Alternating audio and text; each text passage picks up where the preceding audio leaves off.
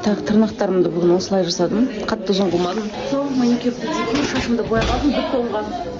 Бүгін Рауя ханым жылы екен, оказывается. Сонымен Рауя ханым розовый лаулық бояп еді.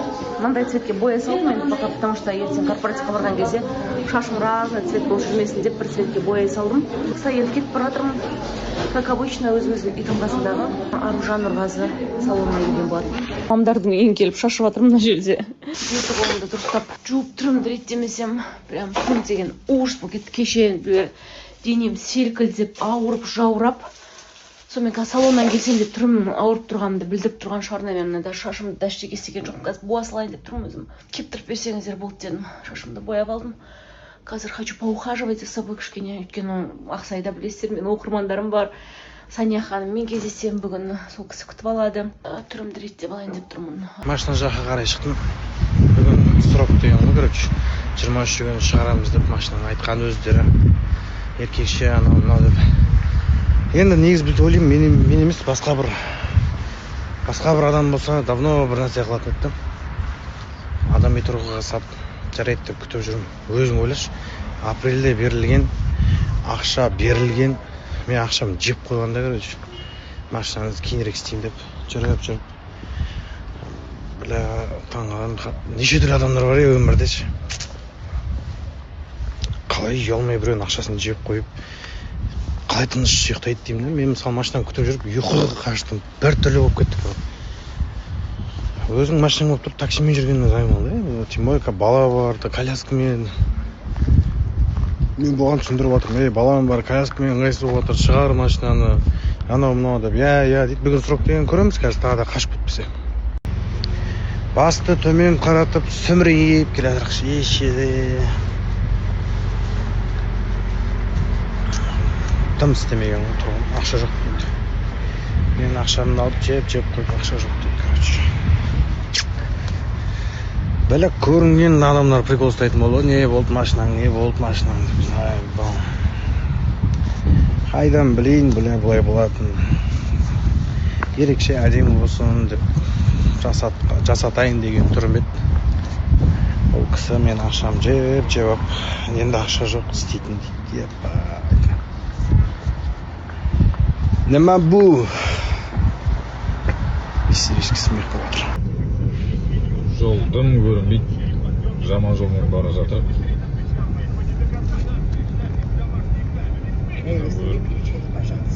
Достать ножи деген кино. Нет, пожалуйста, просто выпейте. Ассалаумағалейкум, барлықтарыңызға, қалдарыңыз қалай? Жақсыларым, амансыздар ма? Мен сториске неге көп кірмей қалдым. Өзімнің бір шаруаларым болды, көңіл күйім болмады. Негізі шынымен де қатты көңіл күйім болған жоқ осы соңғы кездерде. Өйткені өзімнің жұмыстарыма байланысты бір-екі жұмысым бір проблемалар болып қалды. Соған байланысты ауылыма барып келгенім бар. Осы қаладағы жаңадан мынандай болып жатыр да, қаладан бір жаңа қадамдар жасап, бір кәсіппен айналысып, бір енді осыны істеймін деп қадам басқан кезде өзімнің тұрақты бұрынғы жұмысым сол кішкене ақсаңдап қалды деген. Соған барып, кішкене қатты көңіл күйім түсіп, бірақ бір кісілердің қолдауымен сол қайтып келгенім бар Алматыға. Солай, өздеріңіз қалайсыздар? Қалыңыз қалай, Абылайхан? Әдемі, жақсы. Өздеріңіздер Сізді көрмей кеттік қой. Иә, келе алмай қалдым, жол жабылып, ауылға бардым. Жолда қалып қалдыңыз ба? Иә. Жол жабылды, гололед деді, гололед па, гололед па, сондай деді. Сонымен үшін ауылға қайттық. Үміткеріңіз қалай? Жақсы, бірақ осы 3 күн болып сөйлескен жоқпыз, себептерге байланысты. Да? Оны, эфирде біле жатармыз, неліктен екенін. Мүмкін ренжітіп қойған шығарсыз. Жоқ, мен ренжіткен жоқпын, бірақ серьезно сөйлесіп, бір мәселені шешкен болатынбыз, соған байланысты. Всем добрый обед, қалайсыздар? Біз сол шаруалатып шығып бара жатырмық. Бүгін шаруа өте көп. Ше жатсыздар. Кеше сториске шығу вообще желание алған жоқ.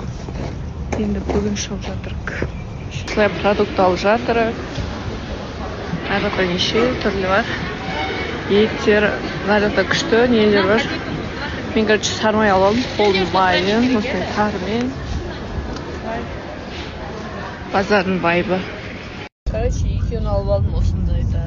Мен любимый нем ғой.